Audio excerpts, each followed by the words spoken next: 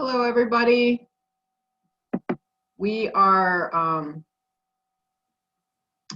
just going to give it a minute or two to let more people in as people are trying to join through the waiting room. Can everybody hear me? Can you give me a thumbs up? Yeah, all right, good, good.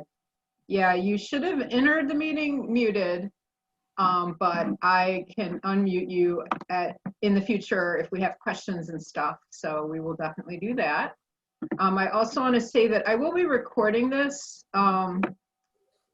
It's, to be archived by the library. I'm not sure if they'll replay it at any point. So if you feel uncomfortable with that and you want to turn off your camera or your microphone or change your name, that's fine. If you need help with that, send me a quick message. So it looks like, I don't think we have anyone in the waiting room at the moment. So I'm going to go ahead and get started just with some introductory comments. And then if anyone else enters, I'll let them in. I'll pause. So I would like to welcome you all to this Zoom online virtual program, Poetry in Process with local author Keith Allison. My name is Wendy Zerara, and I'm the branch manager of the Kenmore Branch Library here in Akron, Ohio. I'm so grateful to have been in this role for a little over a year now. My ultimate goal for the library is to make it more of a community resource and cultural center, integrating with this resurgent Kenmore community and bringing into the library the rich artistic and musical talent of Akron and Northeast Ohio. So now during this COVID pandemic, we're doing what we can, and hopefully you find this useful and helpful. I'm really happy to have you here for tonight's program. But before we get started, I want to tell you about a couple upcoming programs I have scheduled for the fall. On October 6th at 6 p.m., I am hosting Megan Schaefer, PhD, who is the Cultural Resource Coordinator at Summit Metro Parks. And she's presenting a program entitled Welcoming New Americans in Summit County. The program is highlighting the fact that Ohio is one of the top resettlement states in the United States. In Summit County alone, we have groups from all over the world. So you're going to learn about those groups that have resettled in our area, where they come from, why they're here, and the cultural diversity that makes this area unique. We also have a book club to go in October and November, so you can pick up a specially selected book each month. There's no meetings or deadlines or anything like that, just great titles. So you'll get discussion questions, read-alike lists, author information, and so on and so forth. So we're featuring the books At the Water's Edge by Sarah Grun in October, and An Orphan's Tale by Pam Jenoff in November. On Tuesday, November 17th at 6 p.m., join us as we host Explore the Cuyahoga Valley National Park. This program will discuss how limited indoor activities in the Valley of Green Space have driven people to their parks in record numbers. But just because the leaves are falling doesn't mean you can't continue to enjoy the great outdoors. So join a park ranger live via Zoom to explore what you can see and do in your national park. And on Monday, November 30th, I am going to be hosting a fun session of Akron trivia. And we have prizes to be awarded, including some gift cards. So please, you can find any of this information on the Akron Summit County Library website. Also on social media, we'll be advertising it there. And hopefully you'll join me for some of those. So all of those programs are of course virtual. So always remember to register so I can email you a link. So without further ado, I'd like to introduce our presenter tonight. Keith Allison is a father and an educator. He's author of 2 books, Screaming with My Indoor Voice, which I have here. Several copies at the library you can check out, or you can purchase this from various resources Keith can tell you about. So this is a brand new book, Poetry and Essays. He also wrote What If the Shoe Were on the Other Hoof? Essays and Artwork in 2015. He uses poetry to express his hopes for a more just and compassionate world, showing it, for humans and non-humans alike. Poetry also allows him to vent his frustrations when we seem so far from accomplishing those goals. Keith also compiles and edits a video poetry collection called Outdoor Voices in an Indoor World. It brings together many amazing poetic voices, and that can be found on YouTube. I can share the link in the chat a little bit later. I can also email you. I made up a list of resources to find Keith's work or to contact him if you'd like to do so. You can also find his work on his blog, Ruminations of an Angry Cow, which is at angrycowpoetry.blogspot.com. And you can reach him by email. I can include that later. So what I want to cover tonight in this program is some basic questions, and then anything that you feel inspired to ask. So first of all, these are the basic questions: is why do you write? What inspires you? How do you write? What is your writing process? Do you have any tips that you may have for aspiring writers, poets, or essayists?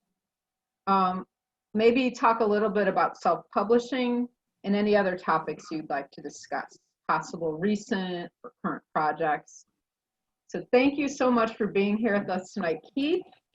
Perhaps you'd like to start us off with a poem or two, possibly from your recent book, or other poems you find would be interesting. I'd be happy to. Thank you for having me. It's a pleasure to be here. Thank you all for joining in. We're on the same month as Ruby Bridges just celebrated her 66th birthday, so I do have a Ruby Bridges poem in my book. So we'll start off with that one, which is called When So Many Want You to Stay Home, for Ruby Bridges.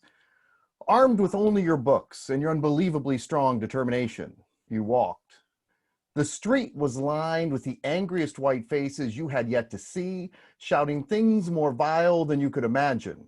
Still, you walked. Hatred, fear, and ignorance stood side by side, arm in arm, to block your path, but you walked. Bombarded with slurs and threats of death, still you walked. A black baby doll was placed in a coffin, an unmistakable sign of the danger ahead, and you walked. With more courage than I can imagine, facing depths of discrimination I can't even begin to comprehend.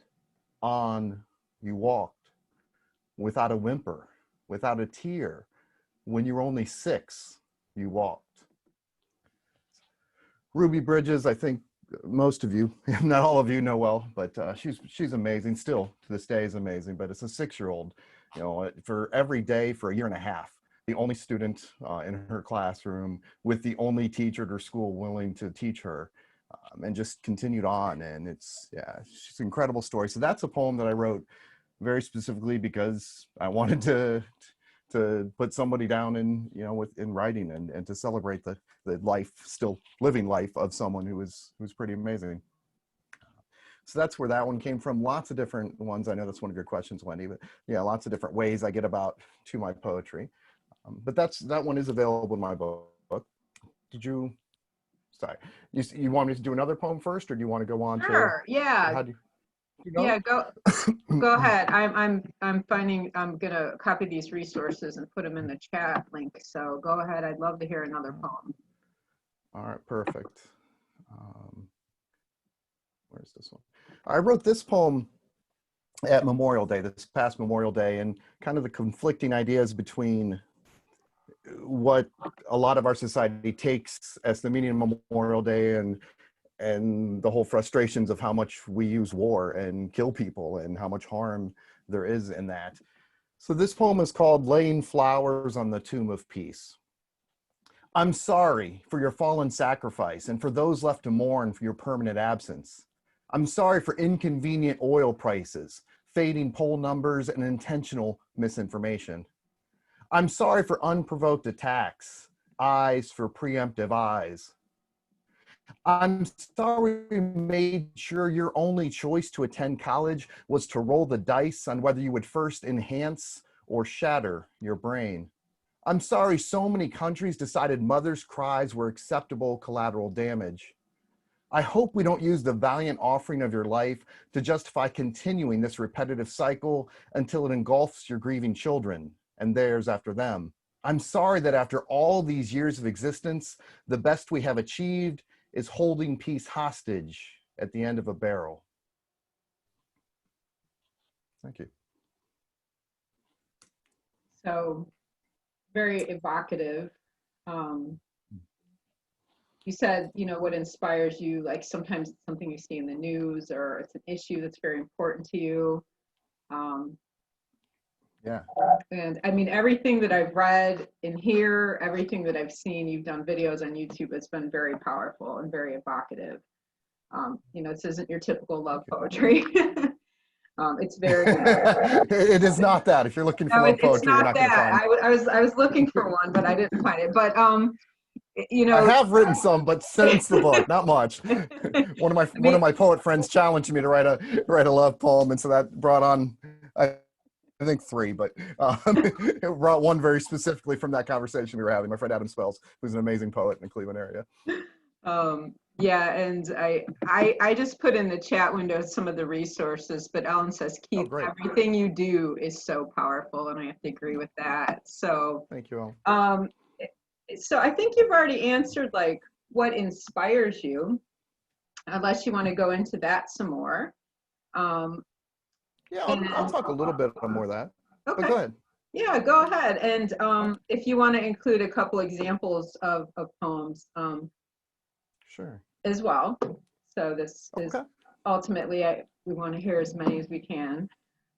We've got some time. And please, any of you out there listening, if there are questions, comments, Yeah, there's put them things in you the want to chat know or more like about raise your something I'm hands and saying I or can writing, or unmute you. absolutely. Please, I'd love to hear from any of you. So, and for me, poetry is very much, and there are lots of reasons to write poetry, lots of reasons to get you there. But for me, it is a way to stay sane in a cruel world. That is really what brings me here. There's so much wrong with this planet, with the people on this planet, to be precise. And it's just a way that I move on through cruelty, through hypocrisy, through everything else I see in the world that drives me crazy to see how, how many years of existence we've had on this planet, and still we struggle just to accept people, just to be kind to each other, just to not kill people, and animals. And it's just this constant cruelty that the human race spews into the world and onto the world. So a lot of what I write is responses to what I see, ways I want to continue that conversation. A friend of mine came to a poetry reading I did back before COVID, when we could do these things a little more regularly in person. But he came up to me afterwards, and he was like, I get it now. I get how you can seem like calm and peaceful all the time, because you put everything into your poetry, like your anger and frustration. It's like, that's where you funnel it. And that's, I mean, he certainly gives me more credit than I deserve for how calm and peaceful I always am out there. But as far as the concept of where do I funnel, I put a lot of my frustration and my anger, my works like that into poetry, sometimes essays, but most often at this point, poetry. There was a conversation I had. I'm not going to read this poem because it's not really family friendly, library friendly perhaps, but I had a conversation with someone. It wasn't even my friend. It was a friend of someone I work with, and they had messaged me like, Keith, come on, you have to come and help me respond to this person. And there's a guy in there, and he was going off about how plants feel pain. And I engaged with him, and for a while I thought it was an effective conversation. And then clearly it became a very ineffective conversation, which kept loop back to everything at the beginning. And so like this, for what I thought of initially might be an effective conversation, was just this banging your head at the wall by the end of, right. He's, even after all these things where I thought we had some connection, and he was just right back to the same points he had at the beginning, which in general is he didn't want to listen. He didn't want the information, which is the frustrating part. But so then I wrote a poem called Plants Feel Pain is a Dumb But Excuse. And so, but there's some words in there that I won't read that one. But so yeah, sometimes it's just a way to respond back to things and be able to put my frustration into poetry. A lot of times I like writing to change perceptions too. I mean, it's not all frustration and anger. I mean, but to be able to look at things in a different way, take something in the past and look at it in the present, or take a view we have and apply it to how do we view something else, a very similar concept. Actually, I'll read another poem that kind of ties into that. So this next poem is called Catering Table Not Included. And that looks at the concept of, so everyone, I mean, everyone's an exaggeration, but the majority of us care about the pain of animals, but oftentimes it's only certain animals that we extend that to. So catering table not included. The sigh of relief when the credits roll and we can rest assured that no animals were harmed in the making of this movie. Somehow I get the feeling the American Humane Association overlooked the catering table. Don't worry, I would hate for you to have to navigate through internal moral conflict, and I certainly don't want to listen to your twisted justifications. So I took the liberty of editing the certification for future usage. You can now say, without a Niagara Falls of hypocrisy, no animal we cared about was harmed in the making of this movie. We ate the rest. That one actually started first as an essay before it was a poem, but I liked it. And poetry sometimes is that. There are a lot of things that, we write without realizing, as far as aspiring poets out there or people who I don't write poetry. A lot of things we write kind of with the right spacing and the right pauses. Like you've already written poetry, whether whether we've known we've done it or not. A lot of things, just look back. I'm not even sure if I changed much, if anything at all, from taking that from what was essay form to poetry form. It's just kind of how you're going to spread on the page. I mean, it doesn't work for everything, but there are things we wrote where if you just, put a comma and slice out a few words here and there to make it more poetic, that you can do that. So yeah, I mean, you're already kind of getting into what my next question is, which is how do you write and what is your writing process? Like, I think for some of us, I think I have a poetic streak, but you take poetry in high school and they want you to put everything in a box. It's got to fit this certain mold, it's got to fit this certain style, or whatnot, And I think that maybe a lot of people shy away from poetry because it's like, well, I can't do that, or I don't remember that from my high school literature class or whatever. I mean, maybe that's just my experience, but like, do I have to use a particular style or, tell me a little bit about that. Like, what is your writing process? When you sit down, when you have these thoughts in your mind, do you have a certain format that you're thinking of or a certain style that you're doing, or is it all free form? Do you kind of just spew the words out and then rearrange them? Or, I mean, what is your process? Yeah. And it may vary, I'm sure it varies from poem to poem. Yeah, it does vary some from poem to poem, but a lot of it, the latter, a lot of it just kind of how it spews out of me. There are times I'll try to write a specific style of poem, but it's rare, like a haiku, which is something very different than Yeah. a free, any free form or longer rhythmic poem or whatever. But it's got such a set, simple, small structure that, you're not going to go about writing and writing, oh, does that form into a haiku? Mostly you're going to intentionally write a haiku. You're very seldom going to accidentally write a haiku. But most of my poetry, I wait for kind of a spark. A lot of my writing ideas come when I'm doing something where it involves a decent bit of time where I'm not focused on anything too extremely much. So if I'm hiking, if I'm walking, if I'm biking, if I'm driving my car, especially if I'm doing those things alone, those are the times that stuff really, is going to most likely coming into my mind. Even if I'm listening to music, if I'm listening to audiobook, probably not, unless it's directly triggered because of the book itself. But for the most part, those are the times I get my ideas and I jot them down. I do have paper and pen in my car and sometimes in my pocket, but usually I use a note on my smartphone. So like if I get a line of poetry, or that like, oh, this would be good to use. And sometimes it is just that. Sometimes it's just that one line and I hold on to that line and come back to it. A lot of times, especially if it's a longer hike or walk, a lot of times I stick with that poem until it's become the full piece. Normally, while I'm out, I would get something that was kind of close to the final piece and then get back on my computer at home on my laptop where I can sit down and actually, go through and make edits and changes and copy and paste or cut and paste to put it in a different order. But normally I would finalize the same day the idea came to my head. And then I have a friend, I think you'll ask this in a second, but I have a friend who edits my work, or two friends now who do some editing on my work. And and I'll send it to them, and then there might be some additional changes. But to get to my very first draft, usually it's the same day, but not always. I was walking, this long walk, and actually before I even got to the first stop sign, there was this puddle of blood on the street, which was roadkill, but there was obviously, but there was no animal left. There's nothing there to symbol. So that thought was just in my head of there's blood on the street, and I don't know whose it is. And I was going to write a poem about that, and I jotted it down and I sat on it for a while because one, it just didn't seem like the right time to write a roadkill poem because we have humans dying on the street, and not that we always haven't, but it's very much the focus right now.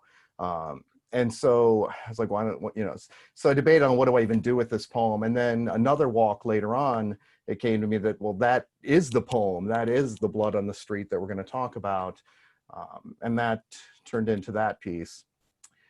So yeah, just looking for ways to get the spark of what do I want to say? Do I want to change someone's perception about something? Did I read an article that I feel like I need to respond to? Which is some of my poetry too, a news article or a social media article or something where, I don't have necessarily the same platform that they did. I can't go on the news with my rebuttal, but I can still put out my rebuttal or my different way of looking at it through my own poetry. If it's a rhyming poem, I do write some poems that rhyme. Then partway through in my writing process, I would sit down, I might grab rhymezone.com or whatever and look at ways to, okay, what are my options here? Or sometimes use a thesaurus. As a writer, those are all resources to have. You don't have to have every word ready in your head at every second. So, find like, I'm using this word too much, or I like this word, but is there something I can use even better? Like, use your resources because it makes you a better writer. And then those those words come up to you later on. But for rhyming, it's depending on your word, but you might get 3 options, but you might get 50 options to glance at, and that might trigger what you want that next line to be. Like, oh yeah, because it'll tie perfectly into this word. Does that answer your question, Wendy? Yeah, it does. But I guess I'm just Follow still up, kind of yes, you wanna- stuck on that whole like, okay, you have this assignment in high school and it has to fit this certain formula. But poetry can really Yeah. be in any form, Oh, right. right? It can be. How is Yeah, it whatever different works, than whatever sounds good to you. from an essay, for example? I think Sure. there's some overlap, but essays tend to be longer, more verbose. I think, wasn't Blood on the Street one of the ones we talked about you may be reading? Yeah, I can read that for you if you'd like. Yeah. But yeah, there are a lot of things about an essay that could very easily be the same as poetry or similar as poetry. Certainly if you're doing a poem that rhymes, you need a set structure. You're going to need, the rhyme. Even if you're going to intentionally break the rhyme, you need to be intentionally breaking the rhyme and not just like, oh, I didn't feel like rhyming today. So like half my poem is rhymed and, then this part isn't. And then like you need to have a reason that you're breaking some sort of structure if you're going into a structure. But a lot of just the free verse poetry is you just kind of let it come out. Give it the pauses, give it the spaces that you put it into the stanzas. But there are some rules out there, but a lot of writing rules are there to be broken. With the reason in mind of why you're writing this way, not just with like it's a 2-word poem because I'm cool. Like, okay, that might not work, but you might not be able to say enough there. But yeah, to be able to take it and make it what you want it to be. So the Blood on the Street poem is called Beneath the Tide. I don't have that one memorized, and I pull it up where I have it here. There it is. There is blood on the street, blood now smeared on jogging shoes and a $20 bill. There is blood on the street, and it coats toy guns and Walmart purchases and legal gun permits. There is blood on the street, and it seeps over all 5 flavors of Skittles. There is blood on the street where paid executioners awaiting the next neck sharpen the blades of their guillotine. There is blood on the street, and our tires continue their rotations as if it were but a minor inconvenience. There is blood on the street, and it covers the tears, pleas, vomit, and finally silence of Elijah McClain's open-face ski mask. There is blood on the street, and it has left indelible stains on Grandma's backyard. There is blood on the street, collecting until it flows like a river so deep that many are sucked under its current, gasping for a final breath. There is blood on the street, the rapids crashing through windows and doors of presumed safety. There is blood on the street that fails to signal for a lane change as it devastates a Wendy's parking lot. There is blood on the street, a river of blood beneath the valleys of indifference and intimidation. There is blood on the street, cutting a canyon of pain and suffering and lost childhood. There is blood on the street, and it has sullied our unwashed hands. There is blood on the street, but even as the evidence pools at our feet, many continue to deny the existence of bloodstains. There is blood on the street, but some cry how we need to protect the asphalt. There is blood on the street.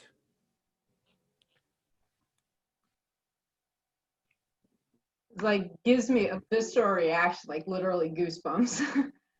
Well, thank you. So does Ellen says I have to leave for another meeting, but I remember a I time knew Ellen had to go early. when I texted a All right, joke thank you, or Ellen. something. Here, let me click here. I texted a okay. joke or something to Keith, and it turned into an amazing poem within an hour. It's when you I remember tweet, that Keith. one. Keep on being and writing amazingly. And thank you, Ellen, for being here. Does anybody Another poem else? I can't read over this one, but yeah. Does anybody else like have anything they'd like to say to Keith right now? We're not done, but I just think Yeah, like that please. was really evocative. Or any questions you have about his process? Maybe you're an aspiring writer.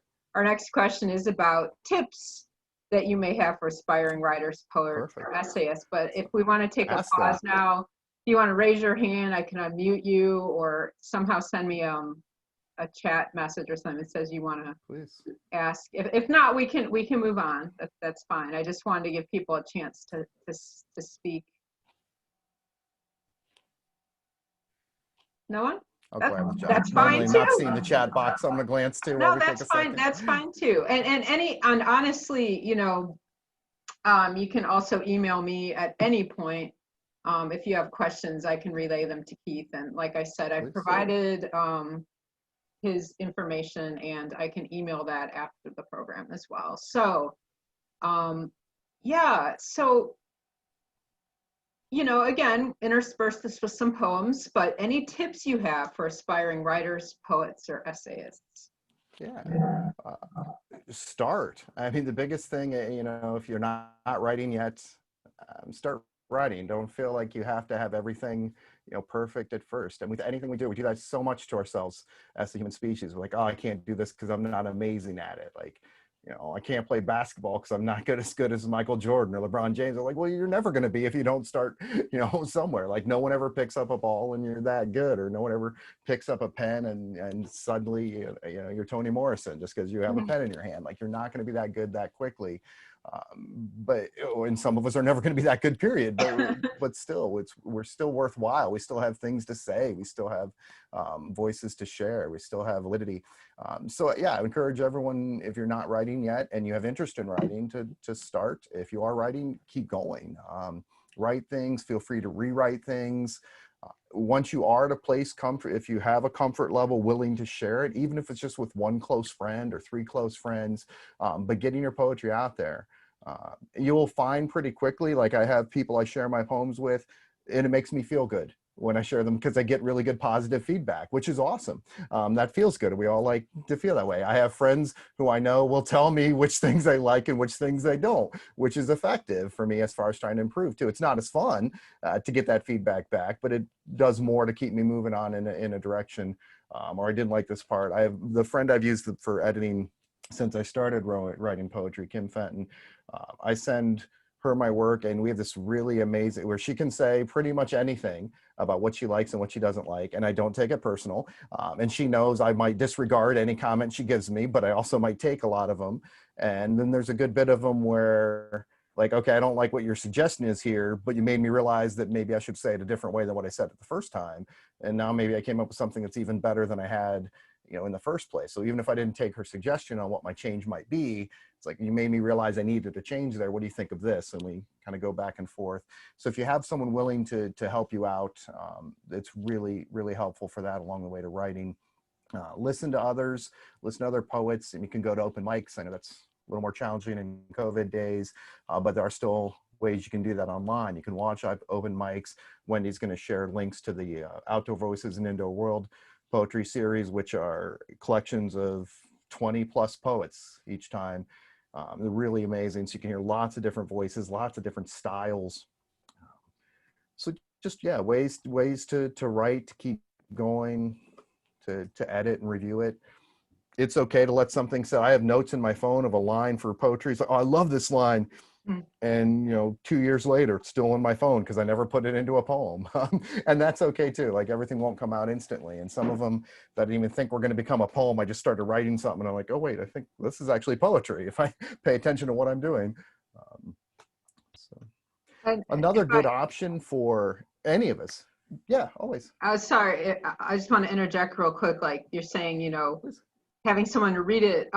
If you are in the Kenmore area, in the Akron area, there's a group, a writers group that meets here at the library. And you could be of any level or no level at all, anywhere from published author to beginner. And yeah, in better times they do meet here. But if you're interested, let me know again.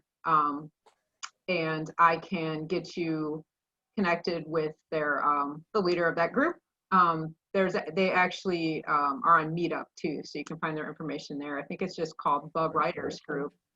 And I know at least one of my staff members is in the group, and he's found it really, really helpful. Oh, Fatima, you're in the group. Good, wonderful. I'm so glad. And Carol too. Oh, Carol too. Yeah. Nice. See, I told Cora, and I'm so glad to have you ladies here. So I know one of my staff members is in the group, and he's found it very helpful as well because he gets feedback, you know, positive, negative. I don't know, you guys know Cedric, he's fantastic. So, and they also have published anthologies. So that's just a good option. If you're not in the group or you're not in the area, find a group near you that you can kind of, you know, on a non-judgmental basis, meet with people. Because you might not want to do a poetry slam to start if nobody's ever read your poetry. So go ahead, Keith. No, that was great. Thank you for interjecting. It sounds like an amazing group. Yeah, it is. And we had plans. We were going to do a local author symposium here, and we're going to do it, just not in October, hopefully in 2021. So. So another good thing I have used, and it really kind of COVID forced me into this. Not I've probably done it some in the past, but writing prompt poetry is a really good way for someone starting off, someone struggling to get ideas, or even as established poet as you are, of getting you to push yourself in different directions.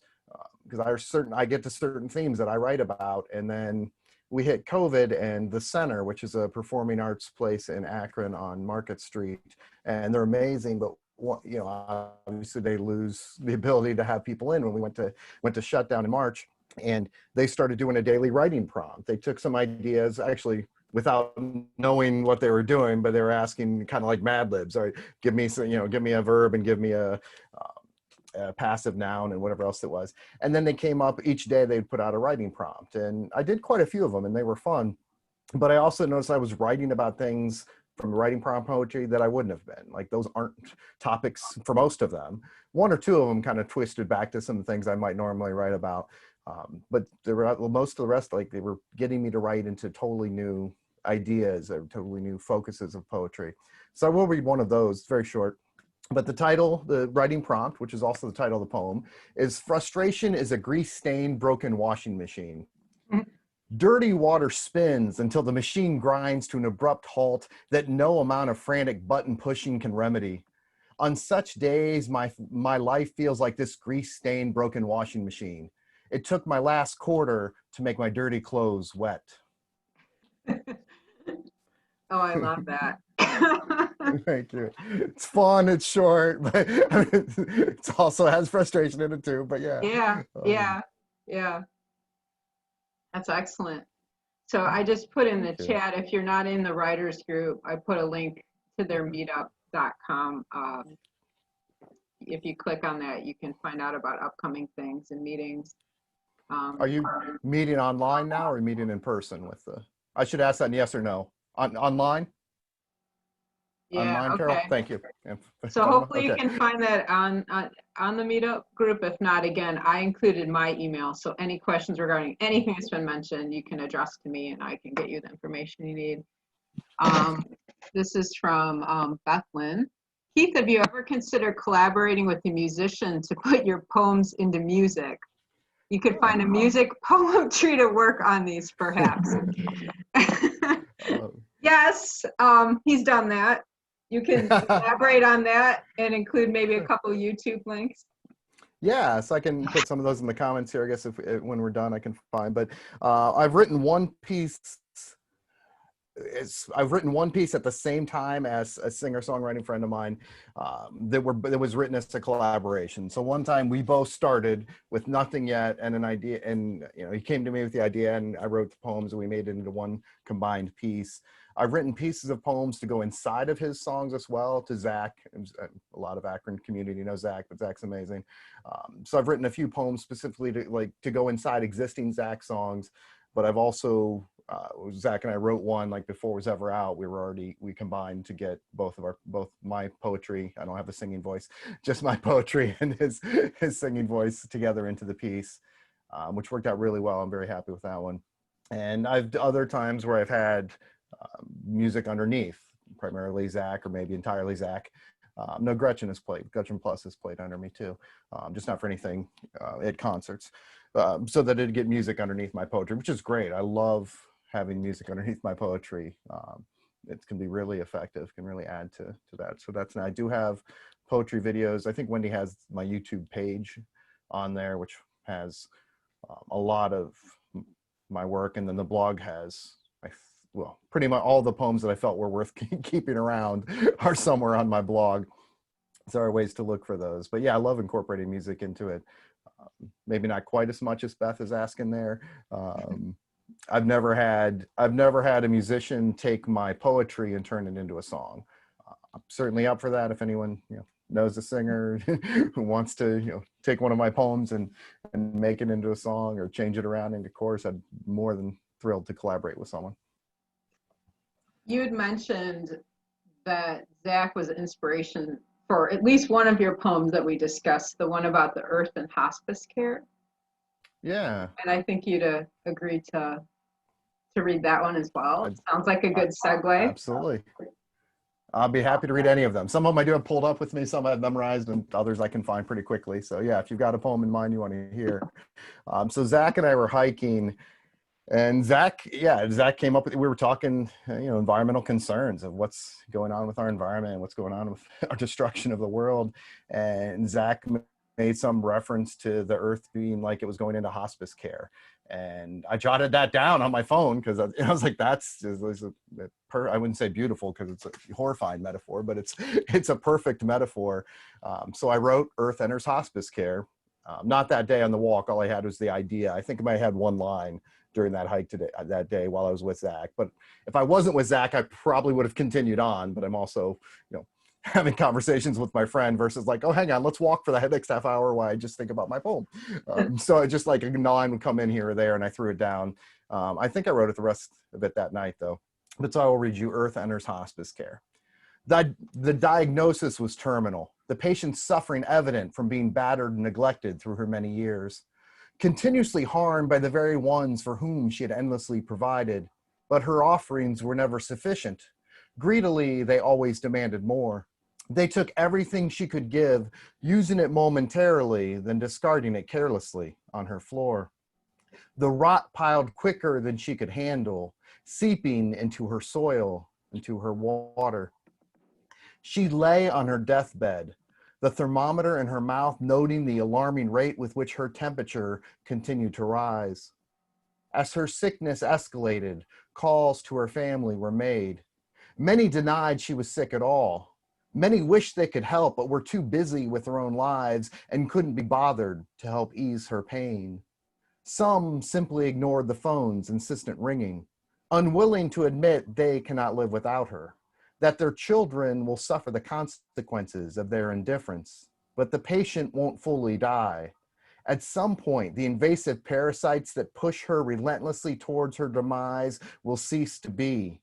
And then, finally, with their weight off her sagging shoulders, she can begin to heal. Thank you.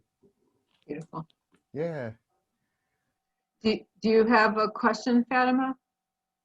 I'll unmute you. Okay. Yeah.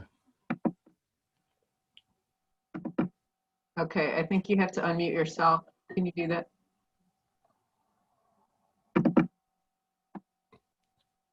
There you go. Okay. Yes. Yeah. Hi, Kate. My name is Fatima, and Fatima. be patient, please, with me because I'm not English speaker. I'm Arabic speaker. I have been writing almost like 3 years or something. I start Dave Hassler in Kent State University. So I published one of my poems. So yes, I feel you, and I have almost like you feel. I feel it as therapy. Just keep writing. Thank you so much for all this. You make me so happy.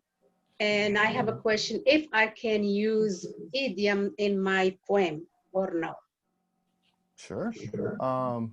Yeah. Thank you, Fatima. I appreciate all of that information. Yeah, I mean, I think you can make anything work into a poem for some extent. Oh, does that make me go away? So yeah, I would say you find what you want to speak about, and Yeah, I want to speak about either my mom death when I was a kid. So I returned to a mother for 6 kids. So it's been so long story. I do have a problem with yeah. comma and periods. So what should I do? With comma and periods, I mean, poetry is the perfect venue for that because punctuation's not always necessary in poetry. It would stand out a little more in essay, but even in essay, you can still, like, if you want to write an essay and get a trusted friend who's, can you check for punctuation on this? Can you tell me where I need commas or periods or whatever you're looking for? But for poetry, there's not a consistent rule of I have entire poems with no punctuation at all, with no commas and no periods. Oh, I use commas a lot more than periods. I very seldom use periods even in the in a book? poem. Even in the book. In my essays, they're Yeah, periods. here. But in No my poetry, periods. I just opened. yeah, Oh, okay. I very Commas, seldom use yes. periods. What I typically do, and again, you find what you want for my poem when I'm starting a new line, like, if you would a period like, in essay form, you'd put a period and then you'd start your next line. If I use a capital letter, that's the start of a line, No. even if it didn't come a period before, unless it's a proper noun that I would capitalize anyway. But that's like if the beginning of the line has a capital letter, I'm starting a new sentence. Thank you. Because otherwise, you wouldn't just put a capital letter, like all of a sudden the is capitalized. Right. So you can tell but I very seldom use periods. I do use commas, but again, those are, I mean, what do commas do? Commas tell you to pause. What does Yeah. the end of a line in poetry tell you to do? Typically, it tells you to pause. So you get to the end of the line, you go to a next line, you've already got pretty much a built-in pause anyway. I mean, some people read straight through the poems. It's not, necessary to have a pause there, but for a lot of people, that is the pause, is the end of a line. So you already get what punctuation really accomplishes is telling people how to read something that write down. Like you wouldn't, you're never going to say period or question mark or anything in spoken form. So it puts it how you're going to write it. But what periods and commas typically do are tell you the end of a thought or where to pause. But with poetry, the end of a stanza and the end of a line tell you those things too. So I think it's an amazing form. If that's what your struggle is punctuation, periods, and commas, I think poetry is an amazing place to write. But still, if you want to say, hey, should I be putting punctuation in here? Then find a friend that you're willing to reach out to and say, would you look this over and tell me, does this work or do I need to add punctuation? And they can help you with that too. Lots of people, I'm sure your writing group, be plenty of people there. Or reach out to me if you'd like. Okay, thank you. Yeah, you're welcome. Thanks for sharing, Fatima. You're welcome. Thank you. Okay, Carol, let me. Cool. I'm unmuted. Oh, you are All excellent. right. I just unmuted. Thank you so much, Keith. I really appreciate what you're sharing. I dabble in poetry. I do a little bit of everything. I've been writing for a long time. Yeah. I actually do have one book out, and it's just Nice. 10 little short stories, true stories. So anyway, Perfect. I wanted to share with you because I am so concerned about our planet, and I loved what you shared about the earth. And I also write music sometimes. And so I have this little seed thought I've been working with, and I just thought I'd share it with you because I just like the way it sounds.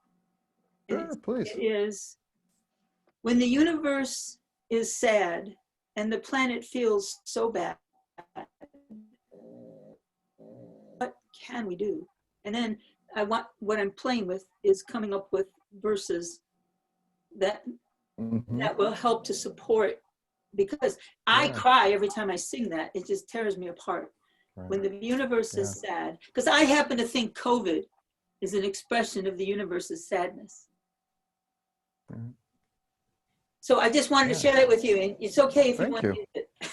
Thank you very much. I appreciate I'd you love to sharing. hear the finished piece there. That would be amazing. Yeah. I like that Agreed. idea. Maybe we could have a duel. Yeah. No, I'm just kidding. Nice. Wow, But I that would be appreciate you wonderful. putting those kinds of feelings into this expression, because it's just so important. And I really think people are in such a state of denial that, and that's the whole point of that particular phrase, what can we do? I mean, it's not just what we can do for the earth, but what can we do to make people wake up? Right. So, but I really appreciate what you're doing. So thank you. Thank you for the power of what you're doing. Thank you. Thank you. We talked about mixing your poetry and music. The other thing I've done for our writers group, for each of our anthologies, we're asked if we want to submit something. And 2 years ago, I submitted, I don't even know how many little haikus, but then I did all of these, what do they call them? They're like professional doodling. I forget what they call it. Zen tangles. I did all of these Zen tangles that expressed the haiku through the whole thing. And so I put the art and the haiku together, and it was very effective. Excellent. Nice. So it's nice to put, all I'm saying is I love your idea of putting the arts together. Thank you. Yeah, I love being able to mix, poetry and art, or I mean, everything is art, but poetry and painting and drawings, or poetry, music, or music and visual arts, all kinds of great combinations. Right. Welcome to I Dion's. have the most recent anthology here, but I don't think I do. I found this one. Okay. Immortal Voices Carved in Black. That is not the most recent. That's an older one. Yeah, I have the other one. Maybe I took it home, because I was really proud of Cedric for being in there. I think I took it home because Cora gave me a copy. So yeah, I'd love to hear your finished product, and hopefully we can have our writers symposium in the spring or summer of next year, and maybe you can be there. And I personally, I wanted to start coming to the group. It's just then COVID hit, and so I know. So we really miss. I'm sorry, cutting out. Coming to the library. Yeah, definitely. I said we really miss coming to the I miss having you all here. library. Miss having you all here, that's for sure.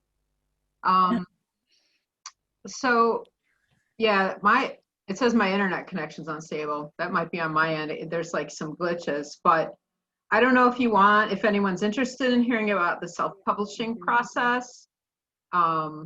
If you are, indicate. If not, Keith, if you want to, there's any other topics you'd like to discuss, or possibly you want to go a little bit more into your recent or current projects. And then, I mean, it's an hour program, but if we go over, if people aren't opposed to going over a few minutes, that's cool too. So I'm fine hanging with whichever. and I know we had a couple Two other more poems that we potentially picked out. to share. Yeah. So is anyone interested in hearing about like self-publishing? Because if not, we can go on to other topics. Yeah. Okay. Yeah. Raise your hand. Okay. Now, instead Okay. of having to seek out someone, and getting them to accept or more likely reject. I mean, even some of the most amazing authors out there rejected countless times before they're put, and just decide, I want to publish. I want to put this out there. So the company I use is called Blurb. And so it's blurb.com, I'm pretty sure. So you just go and you go to the whatever site. There are plenty of other options, but it's been very user friendly for me to use this one. Most of this book, like the poems were already typed up. I wanted what kind of font size and font style I wanted, but then that's pretty consistent unless there's an intentional reason to change it after that. So then it's just a lot of putting them in, copying, pasting them.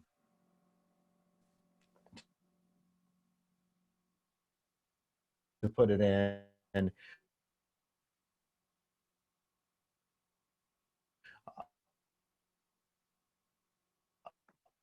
And it's itself. Which poems do you want in here? How do you want the layout to be? What do you want to use for the cover? Amazing friend of mine who does design books, did the cover design for mine. So that was amazing, really awesome that I got to have a book like this. This one is me. Like I drew the feet for What If the Shoe Were on the Other Hoof, which is my first book, which is essays and artwork. There are 2 poems in it, but both those poems are in this one as well. But then you go there, the only thing with Blurb is shipping's expensive to ship books, even if you're just ordering 1 or 2. And it gets cheaper with more, but it doesn't get as cheap as we'd expect. Like you're still paying more than $1 to buy for book per shipping, even if you order 50 books, or even if you order 100 books. The price per book comes down a lot with Blurb when you order more, but it's still a good bit in shipping. Just that doesn't normally, you don't think about until you're in the checkout line. You've already designed your books. Of course, you're gonna print it now because you've spent all this time developing your book there. But there are plenty of other self-publishing sites too. It's just the one I'm familiar with. But other than the shipping cost, which again per book, I mean the price of the book is I thought was very good both times I printed. So adding on another $1.50 to ship it still made it very worthwhile. You can then take the book that you've put up and you can order them and have them yourself. So you can sell them at events or you can give them to friends, but you can also have them sell it. So you can, even without putting any money into it, you can have it out there. And if people want your book, you can send them to Blurb, or you can have Blurb send your book. You can agree to send your book out there to other companies. Now, the more you're willing to give away the amount of that cost to somebody else, the more companies that will pick up that book. But my books are available on Amazon and Books A Million and Barnes and Noble and places like that online as well. As the author, it's always better to come straight through me if you'd like a copy. But they are out there that you can get online, because I wanted them to be out there and available. So yeah, I've a very good experience with self-publishing. Fatima has a I've question. enjoyed that a lot. I'm more than happy if someone comes to me. Yeah, Fatima. Yes, please. Thank you. I asked her for if you can email that company name to my email. So Sure. because you say private, I just don't know what you mean. Is it? Yeah. Oh, the Blurb email? Yeah. I just put it into everyone there, but Oh, it's just blurb.com. I'm pretty sure it's just blurb.com. We'll take you there. And that's just one option, but I've been very happy with them. Okay. So you said it's self-published itself. So what has to do with the company? If it's The company is doing the printing for you. The company, like you will design the book, but you design it on a computer layout. Okay. So I don't have, I don't have a printing press. I don't have any of those other things. Yeah. I just have the words, and I can look at the page and say, okay, I want it to be like this. So Blurb has no control. Like you control every aspect of how your book will look. I mean, within their parameters, there's things they might not let you do, but you won't have that option if you're trying to click on it. The only thing I found is they will give you options of like making the page, the color of the page all black, which I originally did with my very first book, but like white font, white typed on a black page. And then later when I tried to reprint that, they wouldn't reprint it for me because there was too much ink being used to make the page. Other than dealing with that, if you're doing a white page or a light gray page, like everything else, you can style it however you want. You can, I want the font over here, so I'm going to drag my box this way. You can insert text boxes, so like the boxes where to type in, and you can change the shape of them. You Yeah. can even angle them and things like that. So you design it, you finish it, you say, hey, my book's ready, and then you go to, then you upload your book to Blurb, and then that's where you can purchase it. You do have to purchase. It might just be one copy, but I think you have to purchase to keep it out there. But you have to purchase like one book to start it, to keep it in file more. Otherwise, they discard it after however many days. If you've not edited and you've not purchased it, you could probably just keep going back. But to have it online there to start, and then then you can have people go there to buy it, or you can just and you can make a book that was for a Christmas present or whatever holiday present. You could birthday gifts. And you could print 10 copies. If that was all like family, you could put your family tree, or you could put, important recipes or hymns that you just wanted to give to a certain set of people. And then you could print those and then give those out, and the book wouldn't have to be any further than that, but you could still have a nice publication of whatever book you wanted to put out. But there are options then for selling online too. I heard you said you have one got only 2 poems. Is that right? Or is that true? Did I have what, Fatima? Oh, your One first book book with only two- has 2 with- poems. The essay book.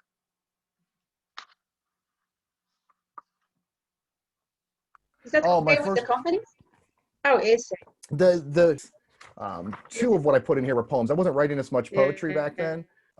So this one, book. There might be a minimum number of pages, but yeah, I wouldn't say that's a poem. If you have two poems, I would say keep writing and then print after a little while. Okay, thank you. You're welcome. I do have 2 more poems we'll read. I know we'll go slightly over 7, but if you need to bail out, feel free to bail out. If you have more questions, write more questions. I'll read this one, because I know this is one of Wendy's favorites. This one, I was out walking again, and the last stanza, it's a very short poem, but the last stanza came in my head, and I was like, I like this, I'm going to jot this down. And I kept walking, and I ended up writing the rest of it on the same walk. And it's repetitive, so the part of that last stanza repeats the whole way through, but that's how it started. This one's called Hinges. They wanted me to stay inside their box, to color inside their lines. They wanted me to stay inside their box, easily judged, easily classified. They wanted me to stay inside their box, afraid if my box moved, their box would topple from its comfortable perch. They wanted me to stay inside their box, but their box was narrow and empty. They wanted me to stay inside their box, but there were hinges on the lid. So just, about challenging society. Thank you. Challenging society's expectations of who they say we should be for whatever reason, and how we're supposed to act, and that, you can certainly look beyond I am that in and mute find or who no. you are. I'm sorry, what, Fatima? Yes, you remember me, like I used to write about it's almost similar. I wonder, or I am wondering every second, minute, a hour, a month, a year, everything. Why in the world are animals in the cage day and night? Why we have to have, like you say, I have to have that poor animal in the cage in my life, like does that animal born just for me to control it? Yeah. The song we're talking, the collaboration between my friend Zach and I, where we wrote together before, you know, I didn't write a poem to go into his song, or he didn't write a song to go around my poem. We decided to write at the same time and collaborate. Was about cages. It's called The Zoo, but it's about Yes, caging yes, of yes. animals The zoo, how, yes. Why yeah, exactly we are hmm free? Why everything about us? We are free, most of us, yeah. let's say free. But why the rest of that? Like she said, many, many, many things are going so wrong in this world. I want to just have a question in the book. Can you get it, or how can not? How come you don't want to get it, or like just it's easy to understand everything. You can turn everything if you want, just like a paradise. Yeah. It would be nice if we had enough of us rallying around for those things that we could certainly make huge changes to, to how we go about living our lives and what we do to other humans and other species. So, Carol had asked, how long does Blurb keep your book if you want yeah. to order more later? That's a great question. Once you order it, it does not disappear as far as I know. Like my first book, unless you go in and delete it. If you delete the file, it'll be gone. If you go to because you do it when you purchase through Blurb, or when you self-publish through Blurb, you go to their website and you download the software, and then you work offline to do your whole book. And then when you're done, you upload it to online to their system. And at that point, then like the stuff I have offline, I could keep adapting however much I wanted. Once you upload it there, then you do have to purchase a book, or it disappears after a set time. They'll tell you, I think it's 60 days. But by the time you upload it, you're ready to print. That's why you upload in the first, even if it's just one copy, because I want to look at it. I want to see, and I do that with my books. Like when I order my books, unless I'm in a rush for getting, this is the one I ordered a few more because I was in a rush to get it for we were having a release concert with two of my friends, singer-songwriter friends. And so like I needed copies for that. But normally if I have the time, like I'd want to order one book, look through it on paper versus on a computer and see, ooh, okay, I want to change this margin, or I want to do this. But once you order it, Blurb will keep it out there. So you can go back. You will also have on your software a copy of the book that you uploaded. So even if something would happen, you could still upload it again. But they'll assign you a USB number and everything, or you can come with your own. But they'll give it a USB number, which is what you'll need then if you want to go to Barnes & Noble and Books A Million and all those other places. I like Beth's comments about the boxes are for cats. Yeah. Carol had also asked if all the poems were at Snyder in one book. And Rob, who looks And like are the he left poems the read tonight meeting, in one book? yeah, they're not, right? Yeah, And Rob, who had left they're the meeting, not. Rob had asked about the Ruby Bridges poem, if that's available on YouTube. So, Yeah, that related. one. Sure. That one is available on YouTube as part of a longer set. There's on my YouTube, I have a one where I perform 60 poems in 60 minutes, which is cut together 60 different of my pieces. So the Ruby Bridges poem is delivered near the beginning of that. So you wouldn't even have to watch the whole thing if you just wanted to find it. It's not in its own separate YouTube. It is on my blog, so you could find it. All of the poems I read tonight are on my blog, which Wendy will share if she hasn't already. A lot of the poems are in this, the Ruby Bridges poem, Catering Table, Earth Enters Hospice Care, but some of them are more recent. This I published in February of this year, just in time to have a couple poetry readings and shows before COVID hit and had to cancel other ones. But so there's things I've continued to write on a fairly regular basis. Quite, but there are a lot of my poems, far more than I was able to read tonight, that I'd love to share with you that are in that one. So that it's a really good view of my poetry. But I've continued to write. That one's it did come out in February. I finished publishing it. Fatima. By the way, do you have to have a license to publish the book? What do you need? Or No, no? just need you. Yeah. Oh, So yeah, there's no requirements at all. They don't do any of the designing for you. They just give you the software to do it with. You put in all the work. and then upload it, and they'll Okay. do all of the printing parts.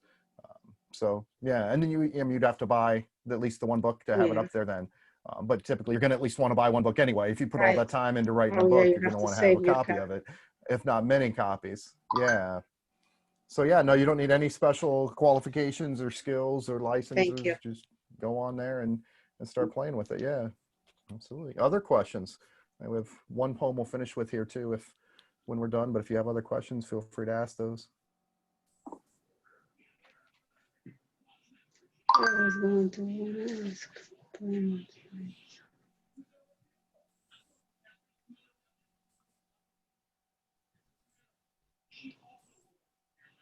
All right. Anything else, Wendy? Are we ready to finish with the final I poem? think so. And if something sparks during that, then we can take one more. But yeah, why don't you go Absolutely. ahead and read Yeah. a poem?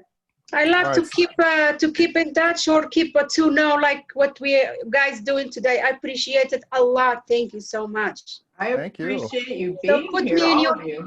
email, please, and then thank you. Yeah. It You're very is welcome. in the chat, but I know that'll disappear once we get off of here. So what Yes. I plan to do is all the email addresses that you guys provided for registration, I'm going to send you a document. It's got his Thank you. contact info as well as some links to his Yes. YouTube and all that. So Wonderful. Thank you. and I'll also put blurb.com in there too, just to remind you. Okay. Thank you. Nice. All right. So the last poem for today, unless someone has a request after that before we end, but this one was inspired by a newspaper article that I'd found, an online article from the HuffPost. And this one's called "When Escape Only Leads to What You Were Running From." The headline reads, "The internet is freaking out about a dead cow in the supermarket." And to be fair, the cow's entrance to the meat aisle was astonishingly unique, for the simple reason that he, unlike the endless procession of others, entered alive. He wasn't meant to walk into the store on his own. The plans for his death were well underway. Like so many beside him and countless before him, he was packed tightly into a truck, an involuntary passenger with a one-way ticket to a dismal destination, the house of slaughter. But an overturned truck offered the chance of escape, and off he ran as fast as his hooves would allow, until the strange open doors beckoned him, a respite, perhaps, from the horrors both behind and ahead. But his supposed sanctuary was already filled with the bodies of his bovine brethren, dismantled and displayed in coolers kept frozen to impede their decay. A sudden bullet sent his body to the ground, falling lifeless like the package remained surrounding him. The customers, it seems, were upset that they had so vividly witnessed the pools of blood seeping from the broken remnants of someone who, only moments ago, was standing on his own four legs. They preferred not to think of their burgers as dead. Thank you. That was beautiful. I don't know. I lost. You're very welcome. Where I lost now. Well, thank you so much, everyone, for joining. Feel free, if you have more comments or questions, to unmute yourself and speak up or type it in the box. Yes, Or I will reach out type to me and I through will email. subscribe in YouTube. That way I can keep reading That your would be great. poem. Thank you. A lot of great stuff's going up on my YouTube recently. A lot of my own work, but a lot of other poets' works too. The collaborations we talked about earlier, Outdoor Voices and Indoor World. Dion D. Hunter, who is with us here, is collaborating on all of those projects. She's an amazing poet. I should check out some of her work too. You were Absolutely. familiar. That is her. Them. So she's got some great videos.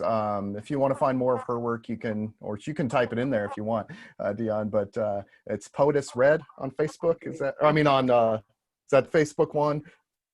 I don't know. I remember it's Poetess Red either on Facebook or on YouTube. But she's great. I'll find her stuff too. She's got amazing poetry.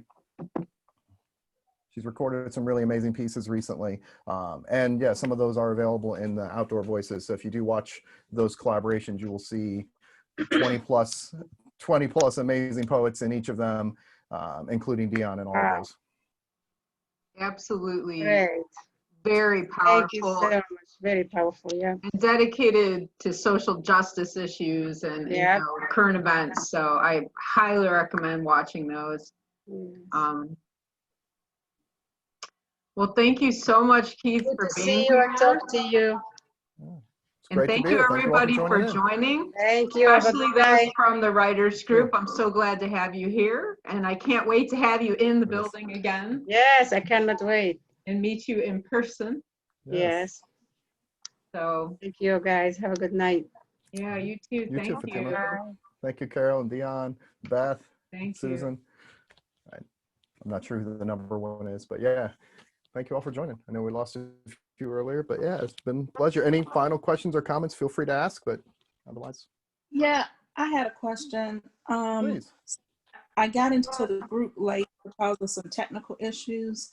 So I see that it's being recorded. How will we be able to go back and see The recording, the set? what's that? How would I be able to go back and view the link to the recording? I'll have to ask my supervisor. I think it's basically the person that posts them is on vacation. I think they want to just review it first. I can probably share it, honestly. I may just do that because I did make an announcement at the beginning that we were recording. I know some people may have missed it, unfortunately. So, like, you know, they could have not had their camera on, but I think everyone yeah. who was viewed, I mean, Dion wasn't at the beginning, but Gavi knows it's recorded now. I think everyone who came on with their face or Yeah. spoke So was aware of the recording. So I think we're to good. be honest, I can probably just email it to you. And then at a future point, they may put it on like social media for other people to view. But I think anyone that was in the group, I feel comfortable sharing it. So if you'd like That me would to be, do that, Sounds I great. absolutely will. Let me make a note here. So that email. would be awesome. Okay. And at the top of the page, it says recording anyway, so. Yeah.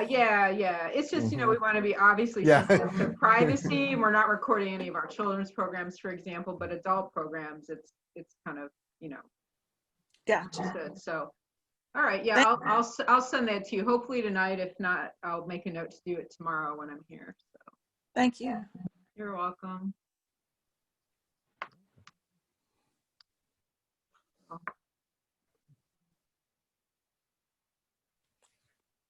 Glancing back to the chat to make sure I didn't miss anything, but I think we covered everything that was sitting in there. I think so. Yeah, I mean, I can comb through it too and send you anything that I maybe missed. 'Cause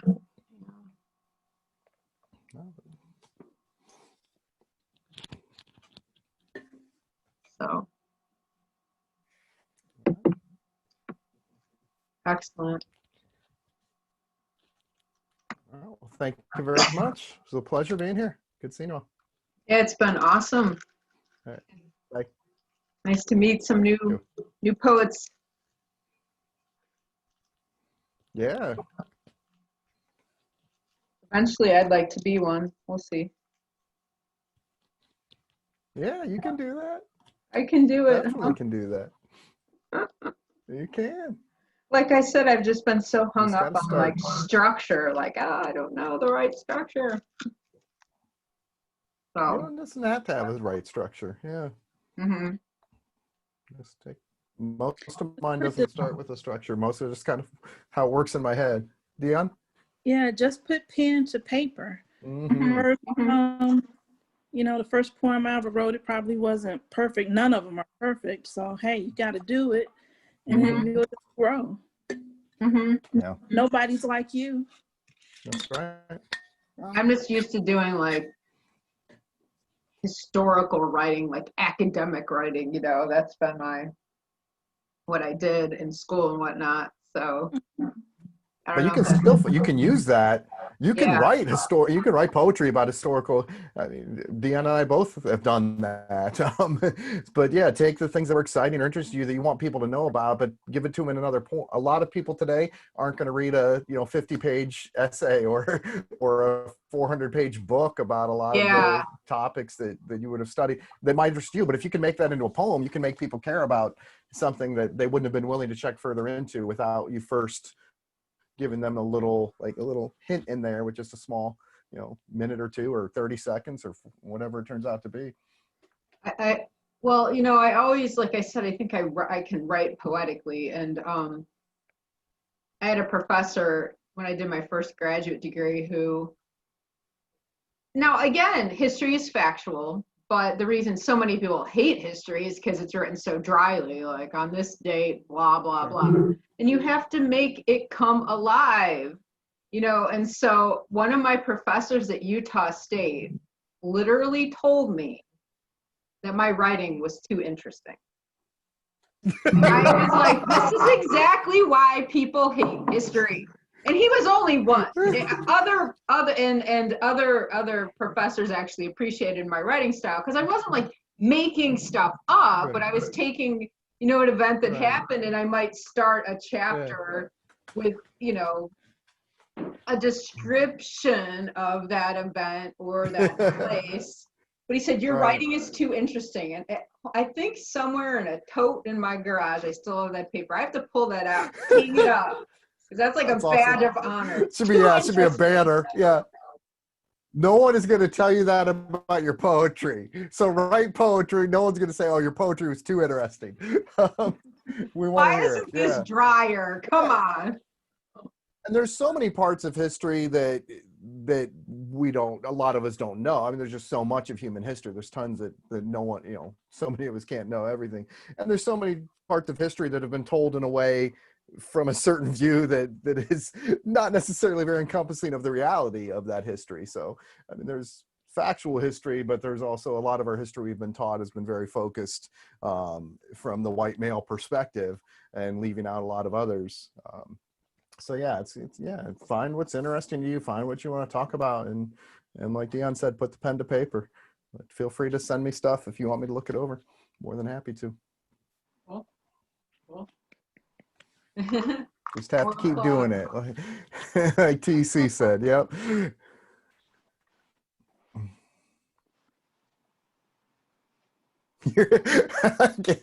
So Beth, say with art, you just have to keep doing it. Your art is too beautiful. Your music is too enjoyable. It's like, what a crazy comment. But yeah, take that as a compliment.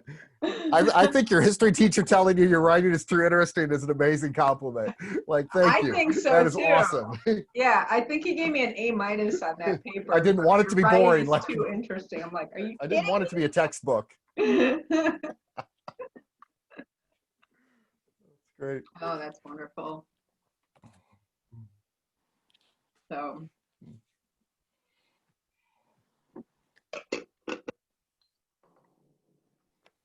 Excellent. Anybody have any other questions? Or? All right.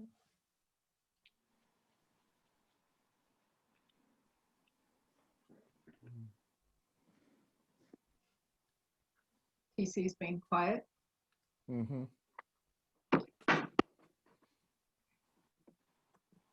See. Their comments.